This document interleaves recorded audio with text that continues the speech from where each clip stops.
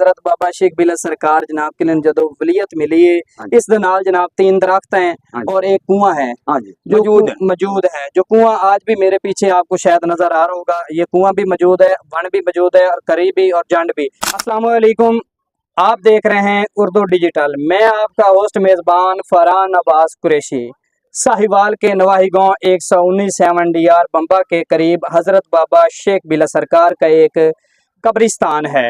ये शेख बिला कहाँ से इसको जो है वलीयत मिली है, तो मेरे साथ गद्दी रशीन नौशेर भाई मौजूद है। हमें जो है मजीद जो है ये हमें नौशेर भाई बताएगा। जी अस्सलाम वालेकुम। वालेकुम सलाम जी। क्या नाम है भाई? नौशेर मलंग। नौशेर मलंग, आप गद्दी रशीन है? जी जी सर।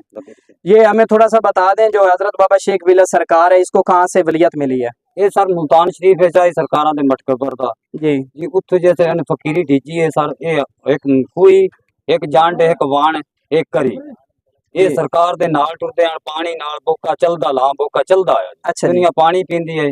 जदों इत्थे सरकार ने डेरे लान अंग्रेज ने 20 एकड़ रकबा दे कब्रिस्तान काट दिता।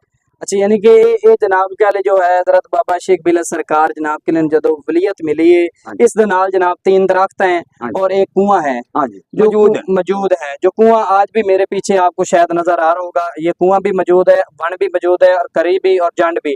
ये जो 3 दरख्त हैं वो आज भी मौजूद हैं। ये जो कब्रिस्तान है ये अंग्रेज ने एक अलाट किया था 25 एकड़ का। तो हमें ये बता दें ये कब्रिस्तान कितना पुराना है? 300 साल। ये 300 पुराना जो है कब्रिस्तान है। इस वक्त आप इस पे ड्यूटी दे रहे आप नजर रखते हैं? हाँ जी, मतलब 8वीं पीढ़ी सर। 8वीं पीढ़ी आ रही है? अच्छा अच्छा, यानी कि 8वीं नस्ल में आप हैं जो आप इस वक्त जो है कब्रिस्तान की खिदमत कर रहे हैं। हाँ जी।